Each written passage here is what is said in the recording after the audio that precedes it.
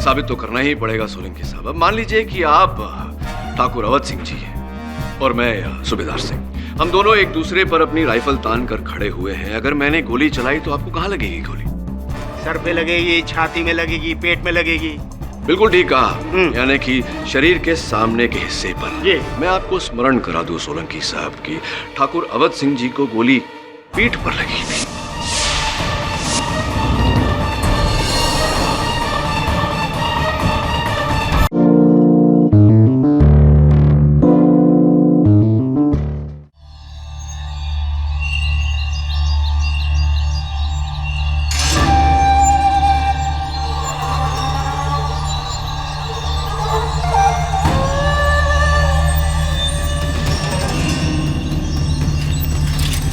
एक, दो,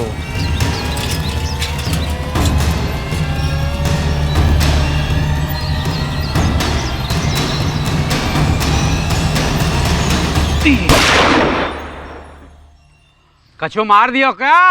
हाँ दत्ता, साइकिल शहीद हो गई लल्ला की।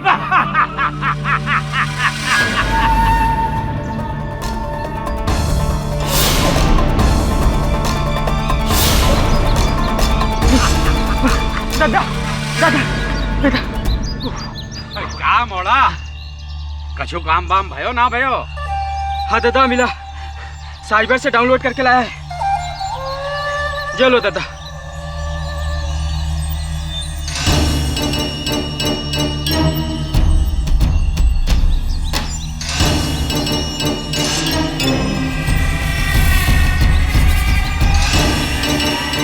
कट्ठे फंस गयो वकील बाबू, केडी तो गयो। जय भवानी भैया की। जय भवानी।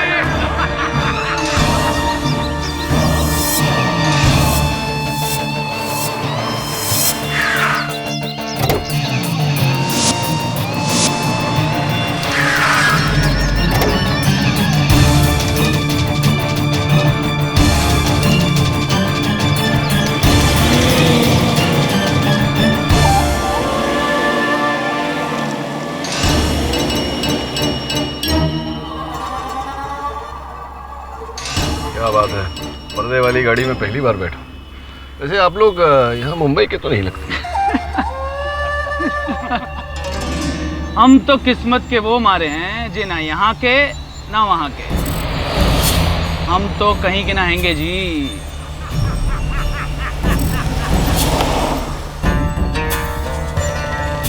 मुंबई से बाहर जा रहे हैं। पहले बता दिया होता, थोड़ी बहुत पैकिंग कर लेता मैं। जिथे आप जा रहे हैं ना, होता कपड़ा लत्ता काम ना आओ, समझो। ये तो समझ गया कि कपड़े काम नहीं आएंगे, लेकिन मैं क्या काम आने वाला हूँ ये नहीं समझा। अरे भैया, बहुत ही लंबो सफर काटना है। कुछ कहानी सुना देते हैं ताकि हमारो समय भी बच जावेगो और तुम्हारा समय भी कट जावेगो। अरे दद्दा, तू ही सुना दो कुछ लॉन्ग स्टोरी। भाई वकील बाबू, डाकू सूबेदार सिंह का नाम तो सुने ही है गो।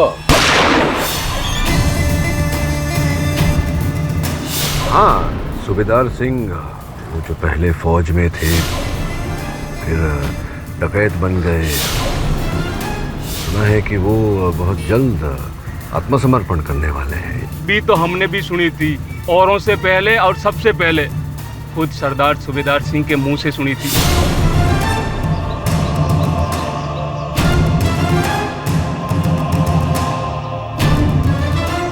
एक बार फिर सोच लो बेटा, वहाँ चेला में हमारा जो हाल होगा ना।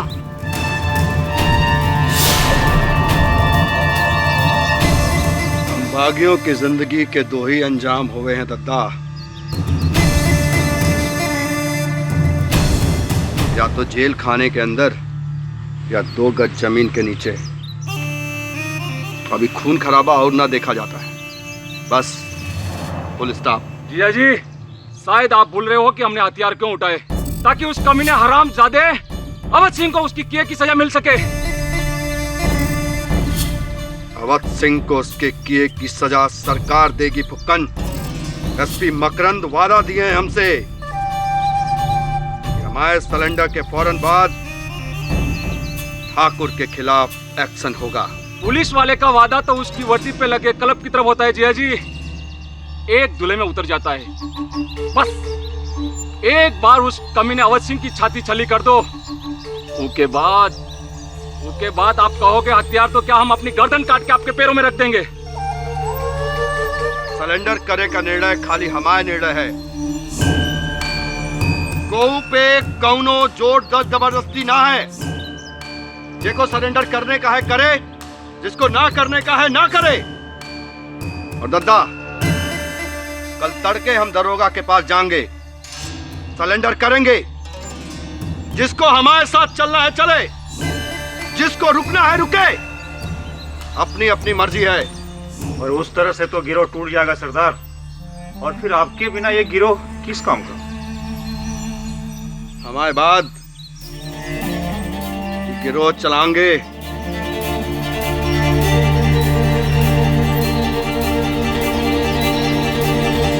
हमारे साले साहब फुक्कन।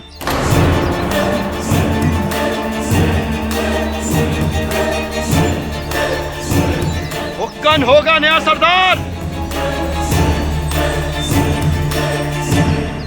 बहुत बड़ी गलती कर रहे हो सूबेदार। बस दादा, ने जो कह दिया सो कह दिया।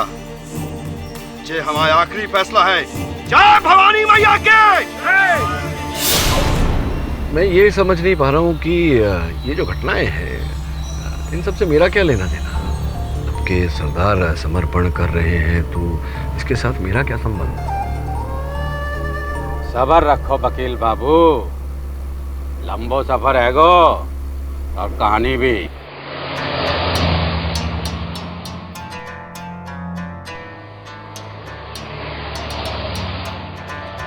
ये ठाकुर अवध सिंह कौन है? मुरैना में बसे हमरे गांव खेड़ा मदनापुर का जमींदार। 3 साल पहले हमरे सूबेदार के बापू हमरे बड़े भाई को मारकर सारी जमीन जायदाद हथिया ली थी हरामी ने।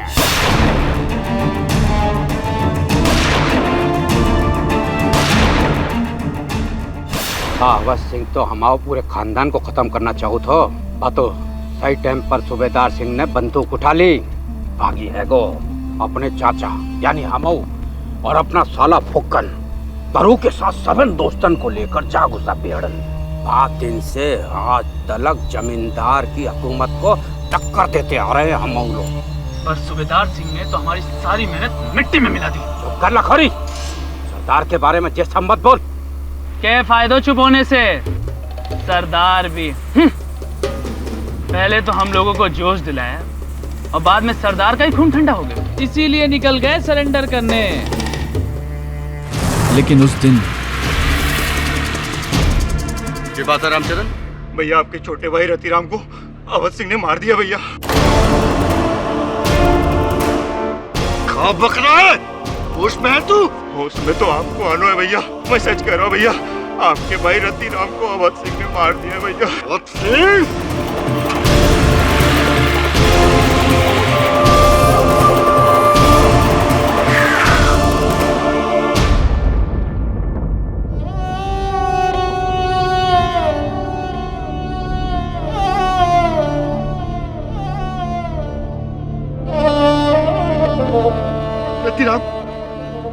रतिराम। सूबेदार जी, इसे ठाकुर अवध सिंह ने मारा है। कसम अपने मरे भाई की अवध सिंह। अब तुम्हारे फैसला कानून नहीं, सूबेदार सिंह के राइफल की गोली करेगी। सरेंडर गयो भाड़ में।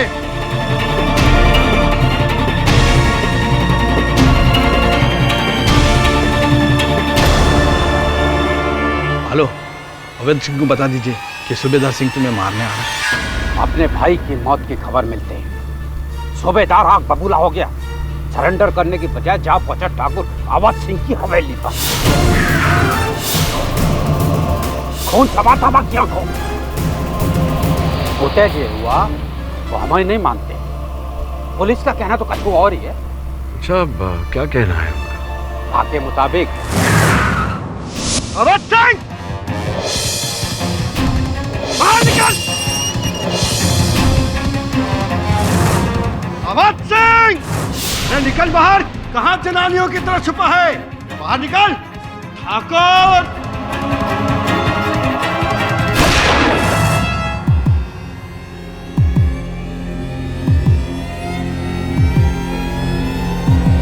चोरों की तरह क्या वार करता हरामी?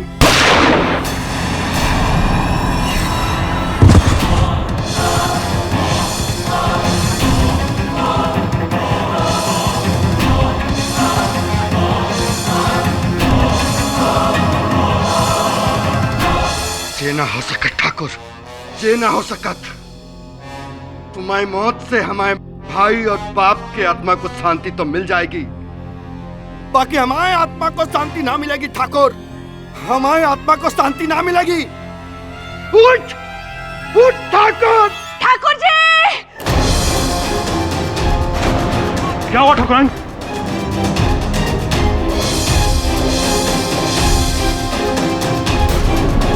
भैया! सूबेदार सिंह, हाथ ऊपर। ये क्या सूबेदार?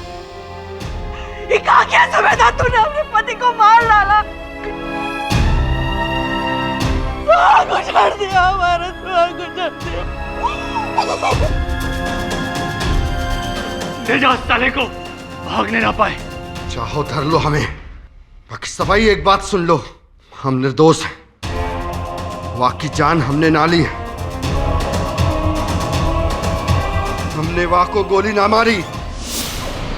तो सूबेदार सिंह ने ठाकुर अवध सिंह को मारा और फिर ये कहा कि उन्होंने अवध सिंह को नहीं मारा। कंफ्यूजन है थोड़ा सा। अगर जीजा जी ने दिन को रात कहा तो वो हमारे लिए रात ही होगा। अगर जीजा जी ने कहा कि उस कमी ने अवध सिंह को ना मारा तो हमारे लिए ना मारा होगा। वकील साहब, पुलिस बाप पर झूठो केस लगा रही है, बेकसूर है हमारा भतीजो। और अगर कोई है गो जो उस बेकसूर को बचा सके है, वो आप हो केडी बाबू। आपका नाम का गूंज तो बेड़न में भी गूंज रहा है वकील बाबू। जरूरी था कि हमारी दुहाई की गूंज भी अबू तक पहुंचे।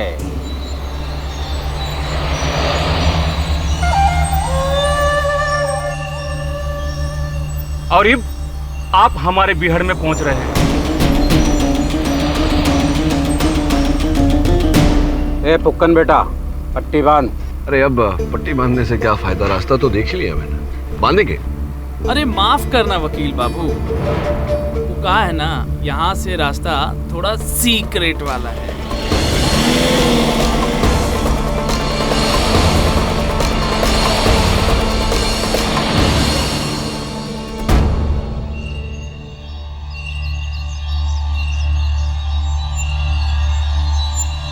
अरे कहाँ देख रहे हो केडी बाबू, आपको यहाँ इसलिए लाया गया है ताकि आप यहाँ की अदालत में हमारे सरदार का केस लड़ सकें, ताकि आप हमारे सरदार का केस लड़े और बाको जीते भी।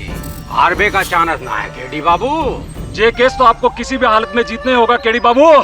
जे हारे तो समझ लो जान हारे। देखिए, मुझे लगता है आप लोगों को मेरे बारे में पूरी जानकारी नहीं है। मैं अदालत में हार और जीत की नहीं, सच और झूठ की लड़ाई लड़ता हूँ।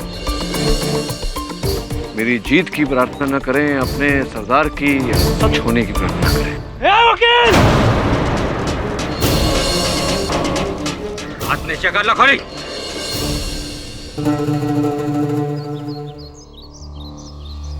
ठीक है वकील बाबू, तुम आओ लाओ सच्चाई सबन के सामने। अब जो सच का बात चली है ना, तो हम भी झूठ ना बोलेंगे। एक बात ध्यान रख दे कि हमार सरदार को सजा पाई तो तुम बहुत मुश्किल में पड़ जाओगे। चलिए, अब आप लोगों ने मुझे अपने सरदार का वकील नियुक्त किया है, तो वो जरा मेरा फोन था आपके पास, वो अगर आप लौटा दें। सिग्नल मिलता है यहाँ बिहड़ में? मिलता है ना, सभी कुछ मिलता है यहाँ बिहड़न में, सिवाय इंसाफ के। वो आप हमें दिलवाएंगे।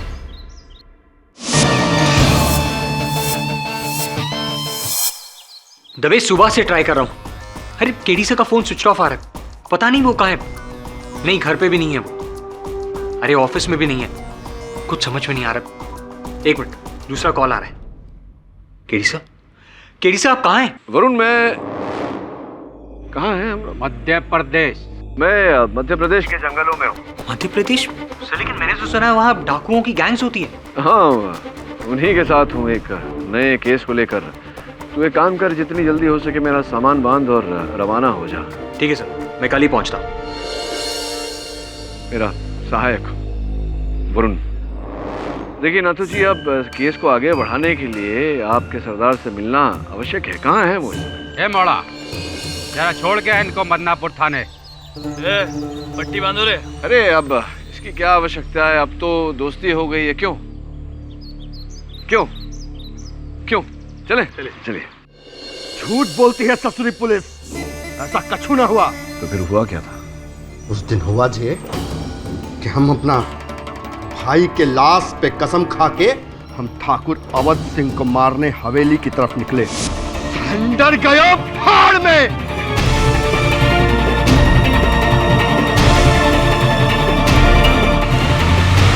हवेली पहुंचने से 5 मिनट पहले ही हमारे पास एक फोन आया।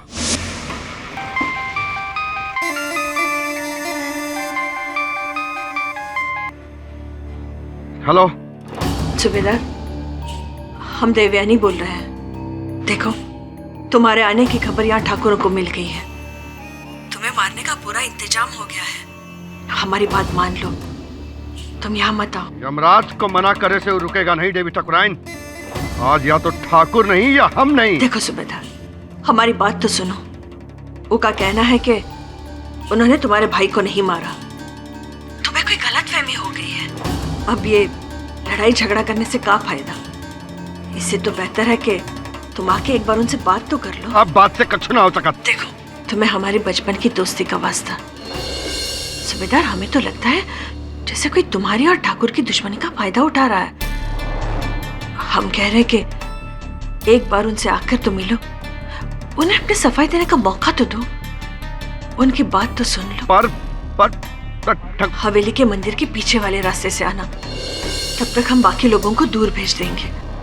देखो सुबेदार, एक बार हमारी बात मान लो, सिर्फ एक बार। ठीक है देवी ठाकुराइन, जैसा आप कहो।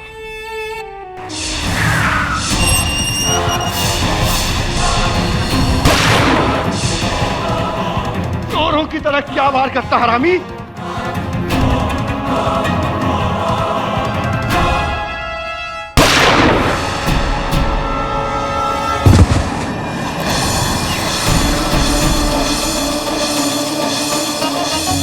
तुम्हारी मौत से हमारे भाई और बाप के आत्मा को शांति तो मिल जाएगी, बाकी हमारे आत्मा को शांति ना मिलेगी। ठाकुर, हमारे आत्मा को शांति ना मिलेगी। तुम्हारी मौत पर हमारे हक था, तुम्हारी मौत पर ठाकुर।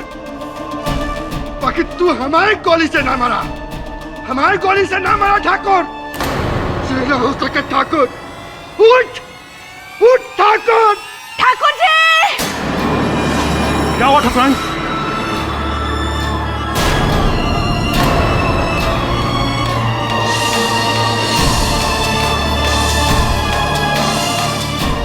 सभाई, एक बात सुन लो, हम निर्दोष हैं। वाह की जान हमने ना ली है, हमने वाह को गोली ना मारी।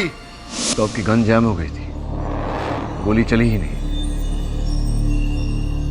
यही तो अफसोस है वकील बाबू, कि गोली चली होती तो ठाकुर की मौत हमरे गोली से हुई होती। ठाकुर की जान गई, उसका इतना सा भी दुख नहीं है हमें।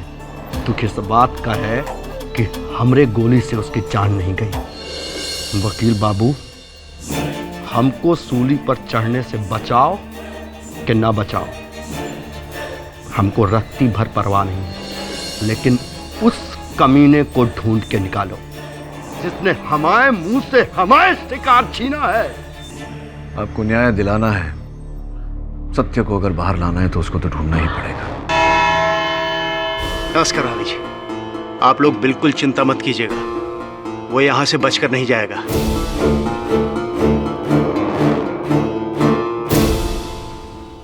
एडी साहब, चरण सिंह सोलंकी, पब्लिक प्रोसिक्यूटर, बहुत नाम सुना है आपका। अब आपकी बारी है। डाकू को इंसाफ दिलाने चले हैं,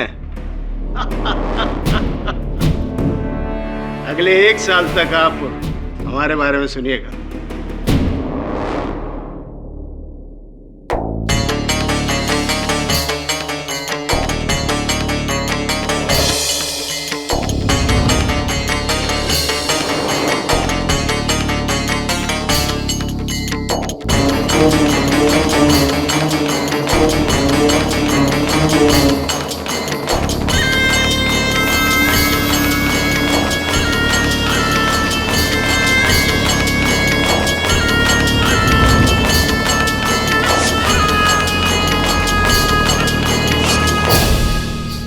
न्यायाधीश महोदय पधार रहे हैं।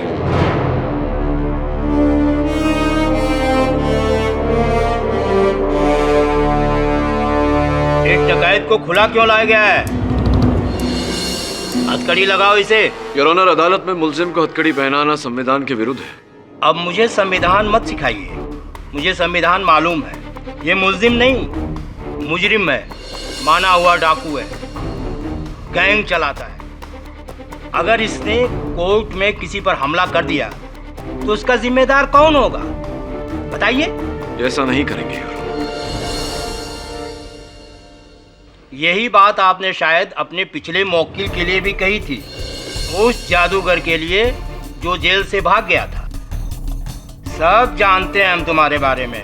फिर तो सर आप ये भी जानते होंगे कि मैंने अंत में उस जादूगर को निर्दोष साबित किया था। ठीक है, जिम्मेदारी आपकी है केडी जी। चलिए कोर्ट की कार्रवाई शुरू की जाए। Yes sir. योर ऑनर, जैसा कि हम सब जानते हैं कि ये एक खूंखार डाकू है। सारे मध्य प्रदेश में इसने दहशत फैलाई हुई है और एक बार फिर उसने यही काम किया है।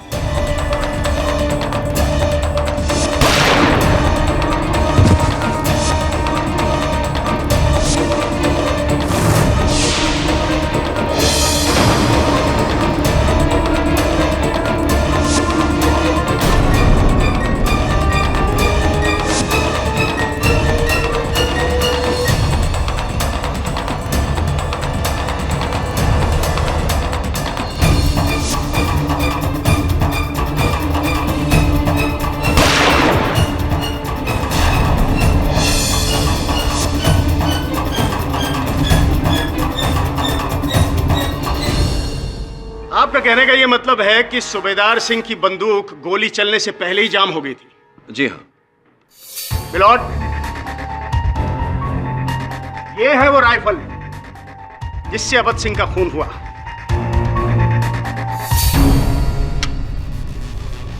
मिलॉर्ड, ये तो एकदम परफेक्ट है, मक्खन की तरह। इसके तो जाम होने का कोई सवाल ही नहीं है मिस्टर केडी। हमारी राइफल लाए, हमारी राइफल लाए जे। हाँ, हमारी राइफल का भट्टा ऐसा ना रहा, कोई बदल दियो हमारी राइफल।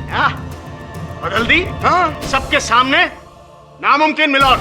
मुमकिन है योर ऑनर, क्योंकि इस राइफल पर इनकी उंगलियों के निशान भी नहीं। मिस्टर केडी, जब ये सूबेदार सिंह बंदूक चलाता है तो उसको चलाने से पहले अपने हाथों पर पट्टा बांध लेता है ताकि उसके हाथ जले या छिले नहीं।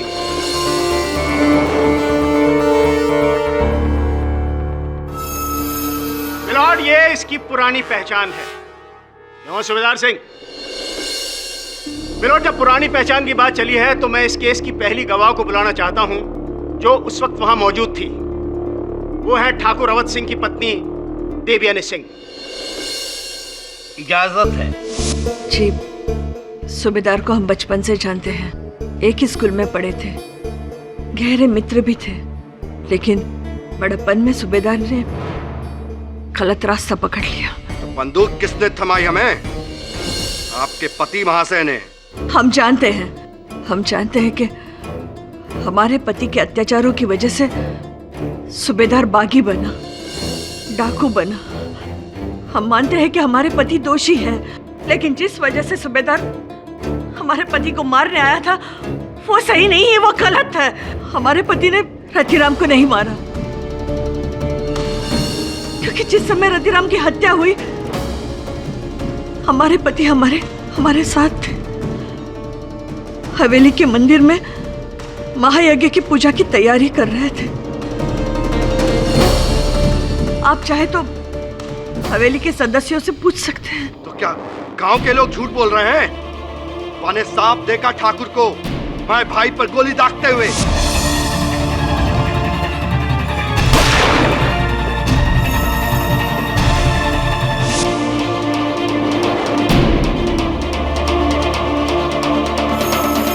बुलाओ सबको, बुलाओ। किसी को नहीं बुलाया जाएगा।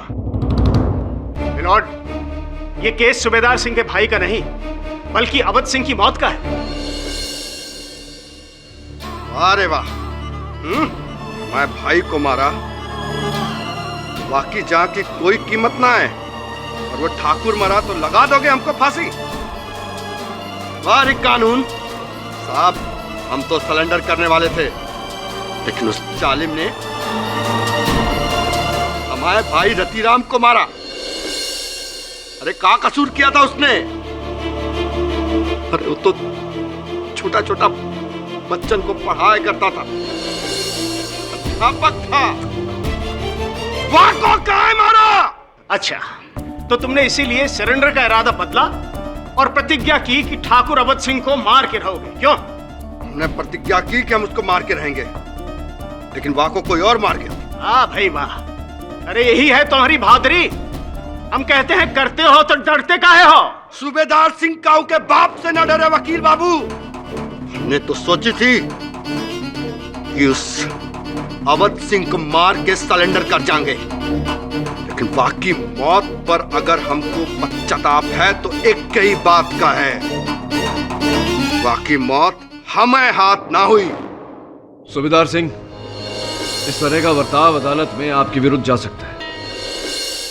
अरे किसे ज्ञान का पाठ पढ़ा रहे हैं केडी साहब, इस जाहिल को? हाँ बताइए ठुकराइन, आगे हवेली में क्या हुआ? जी, हमने ही सूबेदार को हवेली में बुलाया था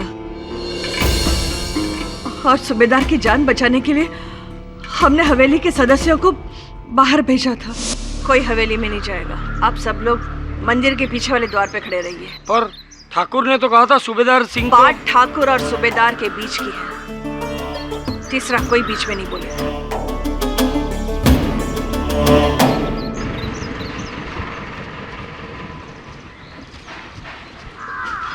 प्रणाम ठाकुराइन, हमने सुना है कि सूबेदार सिंह यहाँ आने वाला है। जी, पर आपसे विनती है, आप हवेली में मत जाइए, कहीं खून खराबा ना हो जाए। आप तो सूबेदार को बचपन से जानती है ना, आप ही कहिए ना कि सरेंडर कर दे। ठाकुराइन जी, हम कोशिश करेंगे। बहुत बड़ी भूल हो गई हमसे, बहुत बड़ी भूल हो गई जो हमने सूबेदार को हमारे पति के साथ अकेले भिड़ने दिया। बचपन के दोस्त की जान बचाने के लिए हमने अपने हाथों से अपने सुहाग को उजाड़ दिया, अपने सुहाग को उजाड़ दिया हमने अपने हाथों से। देवी ठाकुराइन, यकीन करो हम ही बात पे, हमने ना मारा अवध सिंह को। ये तो फिर किसने मारा? गोली तुम्हारी, बंदूक तुम्हारी, निशाना तुम्हारा, और तीसरा वहां कोई था नहीं। कोई तीसरा था वहां सोलंकी साहब, कोई तीसरा था उस हवेली में। तीसरा कौन था? तीसरा वही था जिसने छिपकर ठाकुर अवध सिंह पर गोली चलाई।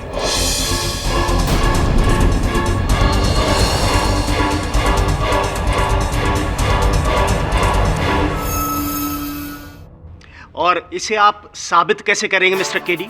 हाँ, साबित तो करना ही पड़ेगा सोलंकी साहब। अब मान लीजिए कि आप ठाकुर अवध सिंह जी हैं और मैं सूबेदार सिंह, हम दोनों एक दूसरे पर अपनी राइफल तान कर खड़े हुए हैं। अगर मैंने गोली चलाई तो आपको कहाँ लगेगी गोली? सर पे लगेगी, छाती में लगेगी, पेट में लगेगी। बिल्कुल ठीक कहा, यानी कि शरीर के सामने के हिस्से पर। ये मैं आपको स्मरण करा दूं सोलंकी साहब की ठाकुर अवध सिंह जी को गोली पीठ पर लगी थी।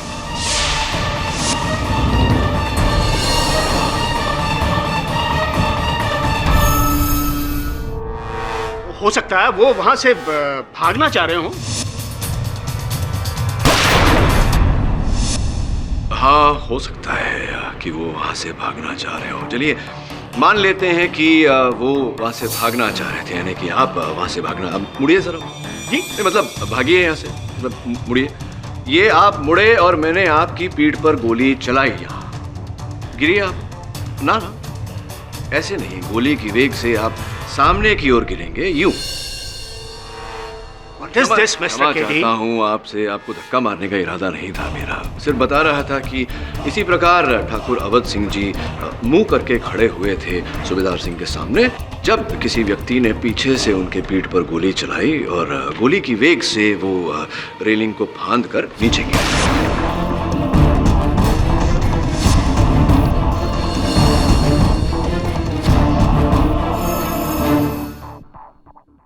देखिए, कहाँ गिरे, किस पे गिरे, कैसे गिरे, ये सब बात की बात है। आप तो पहले इस राइफल वाली बात को साबित कीजिए। अगर गोली किसी दूसरी दिशा से चली हो, किसी और राइफल से चली हो, तो गोली और राइफल की बैलिस्टिक रिपोर्ट सूबेदार सिंह की राइफल से कैसे मैच करती है? प्रोसिक्यूटर साहब भूल गया, सूबेदार सिंह कह चुके हैं कि ये राइफल उनकी नहीं है, राइफल बदल दी गई है।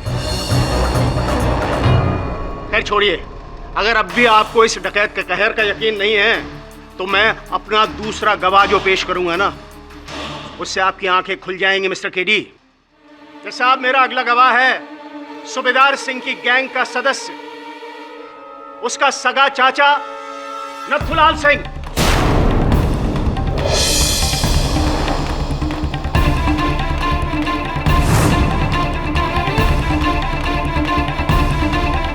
दत्ता,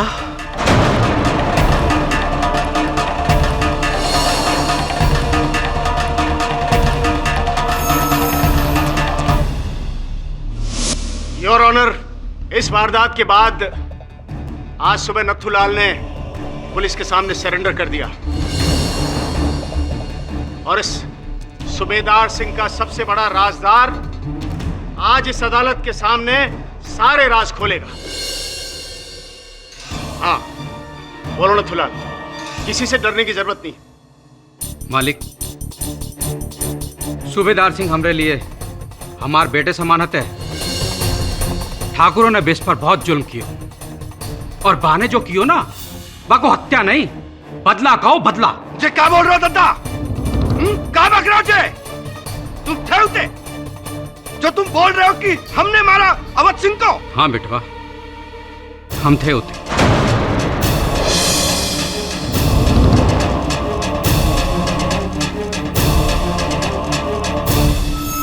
तुमरा पीछा करते करते पहुंचे थे। सोनी मेरा तिराम की सूबेदार कितने गए हो? लत्तू भैया, सूबेदार भैया के सर पे खून सवार था, वो ठाकुरों के यहाँ गया है ठाकुर अवध सिंह को मारने के लिए। अकेलो? हाँ। उन डालेंगे वो हरामी पाको।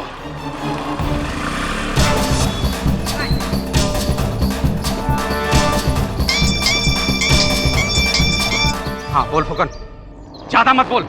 अपने सबन लोगों को लेकर पहुंच ठाकुर की हवेली पर। वो साले भून डालेंगे अकेले ठाकुर को देखकर यहाँ पर। जल्दी पहुंच, सूबेदार अकेला है, बाकी मोर्चा हम संभालते हैं। तब तक जल्दी आ।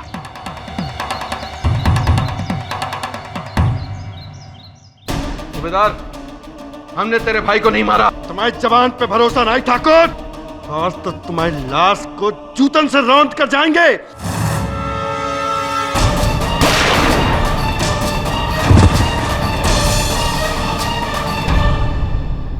वहां पुलिस आ गई और हम डर के भाग गए हूं वहां से। लेकिन ये बताओ, भागने से पहले तुमने देखा ना कि कैसे तुम्हारे भतीजे ने अवध सिंह को बेरहमी से मारा? हाँ, सूबेदार ने ठाकुर की जान ली।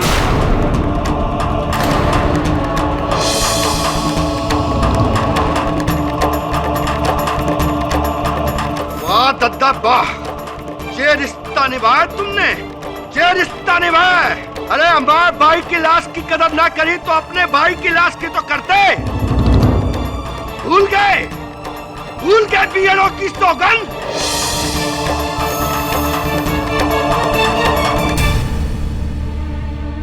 जे बोलना है हमारी आंख में आंख के डाल के बोल।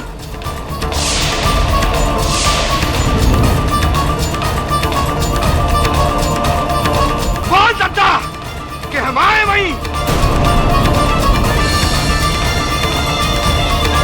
बोल दद्दा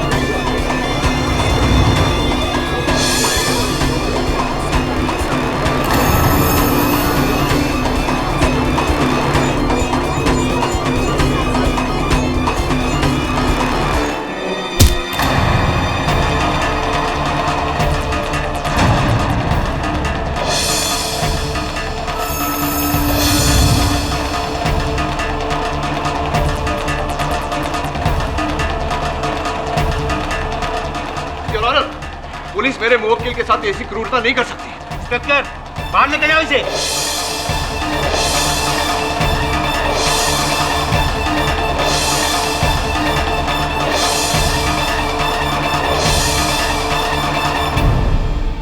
कहा था ना आपसे, इसका दोष आपको जाता है। अदालत की कार्रवाई कल 2 बजे तक के लिए मुलतवी की जाती है।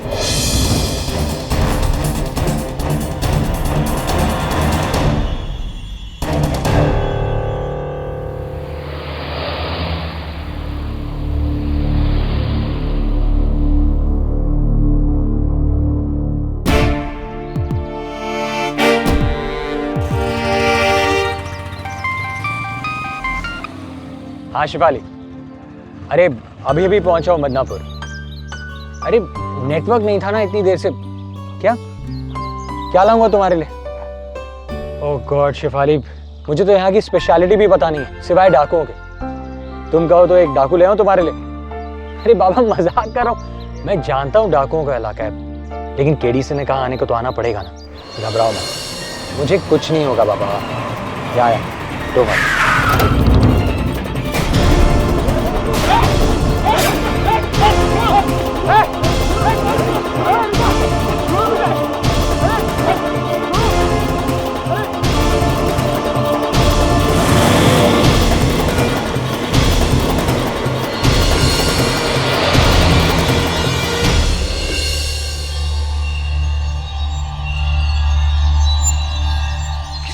ये क्या कर रहे हैं आप लोग? ये कैसा मजाक है?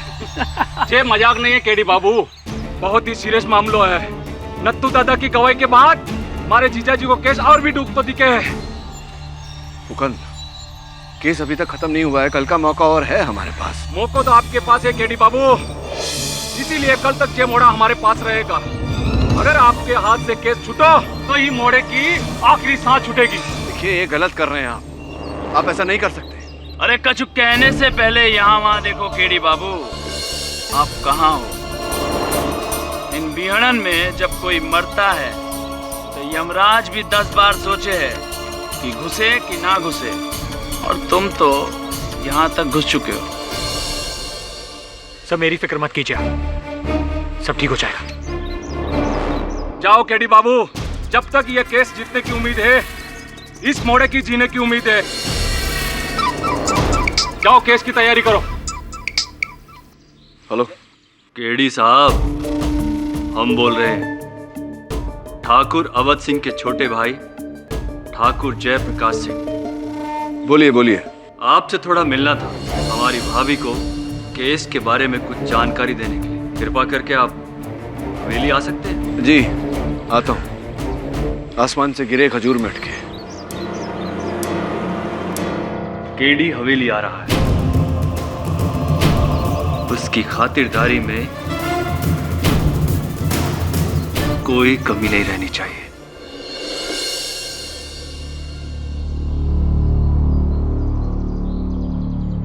आइए आइए केडी पाठक साहब, आइए। हमारी हवेली में आपका स्वागत है। हमारा नाम ठाकुर जयप्रकाश सिंह है। बैठिए।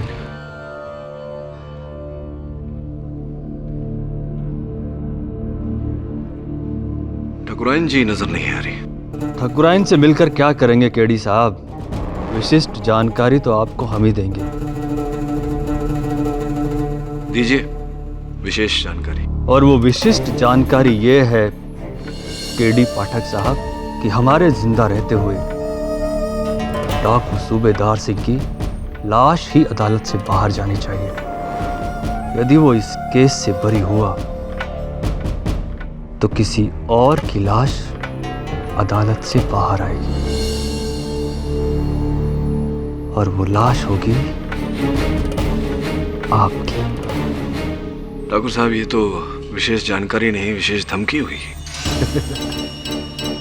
ये धमकी या चेतावनी नहीं है, ये भविष्यवाणी है। हमने सुना है कि आपने आज तक कोई केस नहीं हारा, लेकिन ये केस थोड़ा भारी है। इस केस को जीते तो अपनी जान हार जाओगे। अब सोच लो केडी पाठक साहब, अपनी जान प्यारी है या ये केस? प्यारे तो दोनों ही हैं। दुविधा है यहाँ ठाकुर साहब। वैसे भी आज का दिन जरा दुविधा भरा है। वहां सूबेदार सिंह के गुट ने धमकी दी कि अगर केस नहीं जीता तो मेरे सहायक वरुण को मार देंगे, और यहाँ आप धमकी दे रहे हैं कि अगर केस नहीं हारा तो आप मुझे मार देंगे। केडी पाठक साहब, यहाँ हम जो कहते हैं वही लोग करते हैं, और जो नहीं करते वो मरते हैं। अब इस कुएं और खाई के बीच फंसे हुए आप बताओ, आप क्या बोलते हो? अब जब मैं भी मदनापुर में हूं तो यहीं की प्रथा अनुसार कुछ करना पड़ेगा। कहना नहीं, करना पड़ेगा।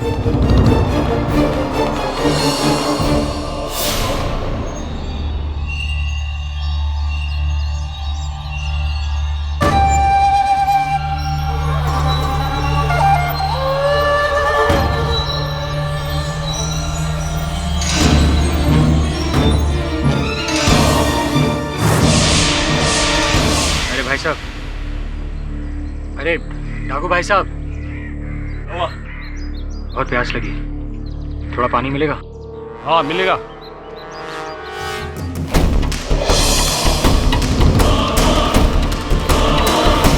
देख पानी तो खलास हो गया, ले गया तो।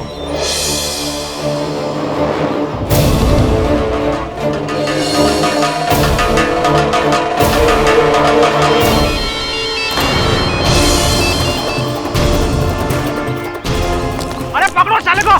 ए पकड़ो साले को, भागने में पाए। रुक जाओ, भागने दो साले को। अरे थोड़ा बियर घूम लेने दो, वैसे भी कहाँ तक भाग के जाएगा। तू ऐसे बैठा रहे, हाथ पे हाथ धर के। चलो रे, उड़ा देता हूँ उस गोली से। नहीं, कोई गोली नहीं चलाएगा। अगर इस मोड़े को कुछ हुआ तो केडी पाठक अपना केस कभी नहीं लड़ेगा और अपने सरदार को बचाना नामुमकिन हो जाएगा। इस मोड़े को जिंदा पकड़ना है, चारों तरफ से घेरा डाल के। चलाओ।